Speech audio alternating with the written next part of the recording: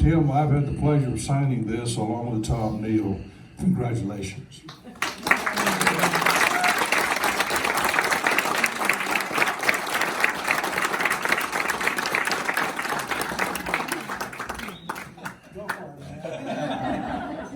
Whoa. Surely in all the research you did into me, you learned that I'm a crier. And when you cry, your cool, deep voice goes away. Oh, man. This is overwhelming. More than enough has been said about me, so I'm going to talk about some other people who deserve recognition. They say behind every good man is a great woman. And I had 5 amazing women who are responsible for where I am today. Starting, of course, with my mom.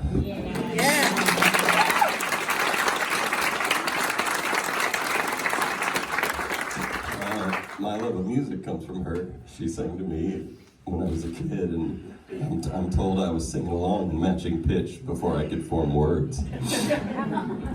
Fortunately for me, my mom loved vocal music, and she raised me on a cappella music, as well as all the great vocal groups, the 50s and 60s, and I fell in love with it too. It sharpened my ear for harmony at a very, very early age.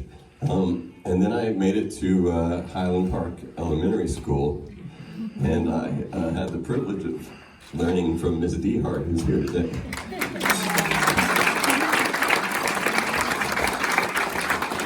And she made me sing solos in the plays, basically, in the music programs. When from an early age, I can't remember a time not being comfortable on stage, and that's because of Miss Dehart. I get asked all the time, how did you get comfortable performing? When did you get over your stage fright? And honestly, I can't remember a time having it. I'm sure I did at some point, but I can't recall that time, and that's because Miss Dehart assigned me solos in those productions. And anyone else that had Miss Dehart, you did whatever she said. And so I just did what Miss Dehart said to do, and that was sing a solo. And so thank you for making me comfortable performing at an early age. Then I got to middle school, where I had a couple of music teachers. I was fortunate enough that I got Miss Close for 7 years. I got her for 3 years. In middle school, and in all of my high school years. And I'll talk more about her, mainly because she hates it when I do that. But I want to talk about Ms. Now. She started a group called Ned and Company that had a profound effect on me. Ned and Company to today exists and travels, around performing for the various schools in the area. And the first time I saw Ned and Company, I guess I was probably in kindergarten, and that had a profound effect on me. It was something I knew I wanted to do when I got to high school. And that was my goal at the time, was get to the high school and get in Ned and Company. And that's what I started working on, and every year I look forward to Ned and Company coming back. When I was in elementary school, and in middle school, and then finally I got to the high school, and we'll get to that later. But that's kind of my progression. It started with Miss Dehart, and then I saw Ned and Company, and I thought, I'm going to do that, and I started working towards it. I got to the middle school, got to work with Miss Close for a few years, and then she moved up to the high school, and this poor woman came in, named Miss Lachey at the time. Now she's Miss Myers. She's also here today. Was that your first year teaching? Oh my God. And she inherited this 8th grader who thought he knew everything about everything. And I was so tough on this poor woman in her first year of teaching. And fortunately for me, she was unbelievably patient and encouraging. And I ended up getting first chair that year in choir as a tenor 1, which I sound like right now. Many of y'all remember I was very short and I had a really high voice well into high school. But anyway, then I got up to the high school and I had the absolute blessing of having Miss Now and Renee Close as my instructors. And I can't overstate their impact on me. I didn't study music in college, so all of my formal training is thanks to Renee Close and Twyla Now. I lived and breathed music in high school, and I did everything you could do. I was in choir. I made it into that show choir knitting company that I wanted to be in so badly. I competed in all region choir, area, state, solo and ensemble, anything you could possibly do relating to choral music, I did it. And you know, it's where I learned my fundamentals. You know, you see these vocalists all the time that become professionals, and then they blow their voices out because they don't have the fundamentals that I got from Renee and Twyla. But Renee took it a step further, and as Tom mentioned, she heard me harmonizing on the school bus with some buddies of mine. In fact, I see their dad back there peeking over the crowd. Troy and Scott Darbone were buddies of mine, and we would harmonize on school trips. And Renee pulled me aside. She said, "Y'all are really good at that. You clearly have a knack for it. You have an ear for harmony. And I think you should organize it a little bit and learn a few songs, and you might be able to make some money, you know, get hired on at Christmas parties and stuff." And originally we sang for a while just as an a cappella trio, which won't take you very far, I'll tell you that. And we were called Those Guys That Sing. I don't know if anyone remembers that, but we used to perform under that name. And then we added John Michael Wallace, and we changed our name to Totally A Cappella. We were pretty creative young men, but not when it came to band names. And surely enough, she was right. We started getting hired to perform around town, and I did that into college, added some other guys. In fact, I see Tim Foster back there, who was a member of Totally A Cappella when we were in college together. And Croppo LeBlanc's grandson, Dustin, was also a member of that group while we were in college.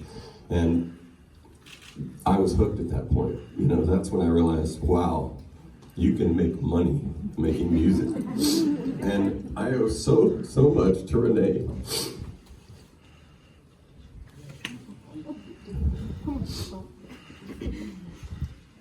She took a chance on encouraging me to focus on something that could have distracted from what she was supposed to be teaching, my formal studies. And she encouraged me to look beyond that. And anyway, as you heard, I went to school for a couple of years as a pre-dental major because I didn't know any better. I heard that the music industry was fickle and scary, and I assumed that was true. And so I thought, well, I'm going to get a real job. I'm going to get a lucrative job. I'm going to be a dentist. And it only lasted a couple of years, and then I couldn't ignore that itch anymore. I thought, I gotta try this music thing. As he mentioned, I was so scared to tell my mom. "Sorry, Mom, I'm not going to be a dentist anymore. You can't retire just yet. I'm going to join a startup band in Minnesota." And fortunately for me, she said, "Go for it." Those 5 women, you've heard of the butterfly effect. But I can't help but wonder how different my life would be if any one of those 5 women would have done anything any different. If Miss Dehart wouldn't have forced me to sing solos. If Miss Myers wouldn't have been able to put up with my attitude. And if Twyla hadn't started Netting Company, if Renee hadn't said, "Pursue that thing that is not part of the curriculum," and if my mom wouldn't have said, "Go for it," I probably wouldn't be here today. Y'all give it up for these women.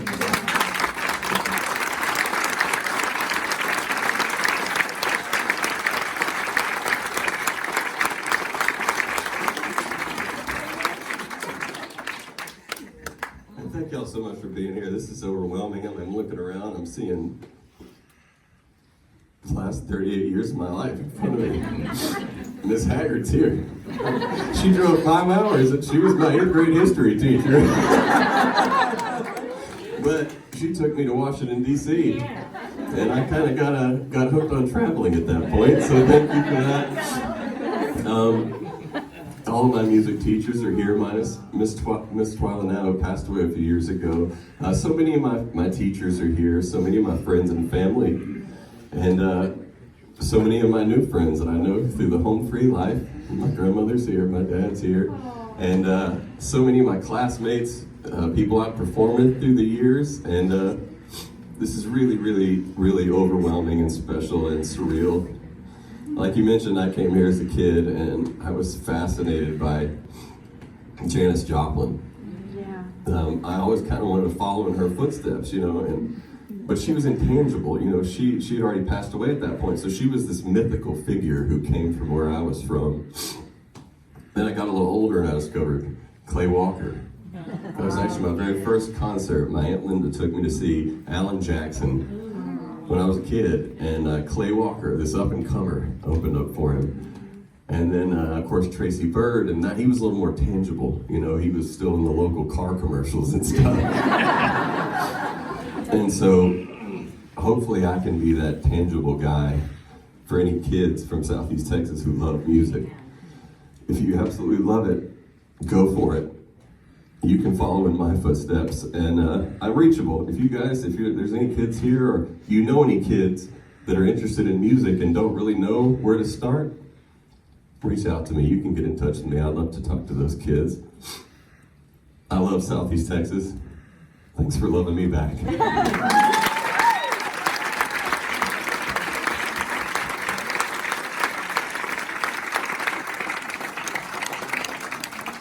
I need your height, okay? Something else I want to tell you, okay, before we do this? Okay. We have between 8 and 20 foreign countries that come through here every month, 33 to 40 states. And so people come from all that. We've broken every attendance record we've had now for the last 2 years. So the museum is alive and well, and your message is going to be in good stead. And this is going to be a poster we're going to have up until we get your exhibit in place. I want everybody to see this is what we're going to show on Tim.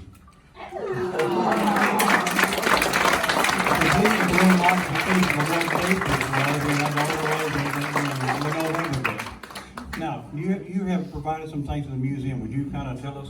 Give you the microphone. Sure.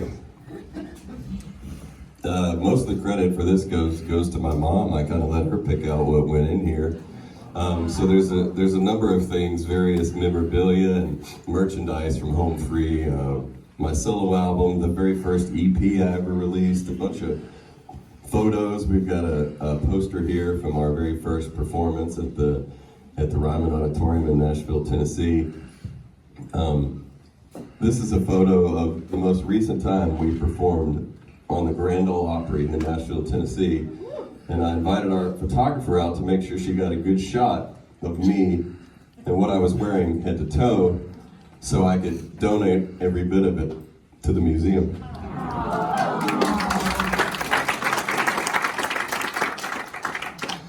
Here it is.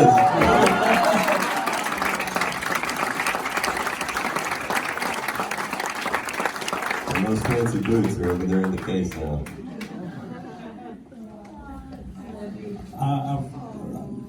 On behalf of the Board of Directors and the President of the Historical Society, thank you for these pieces of your personal memorabilia to be able to share with kids that you're a real person. They can see the real guy. I understand you have an interesting shopping way that you go about it. You found this jacket. It's a nice thing you can get offline. You shop and find these eclectic things like this. So we're happy to have, I think, probably a one of a kind. So we're it looks like you're wearing another one. So if you don't have a place for that, we'll let that. Folks, this is induction to the Museum of the Gulf Coast for Tim Foust. It's over. We have some refreshments in the back here, and we would like you to take some time and visit with Tim. And thank you for coming today to the Museum of the Gulf Coast. And then after this, join me over at Floyd's. Let's celebrate with some candy food.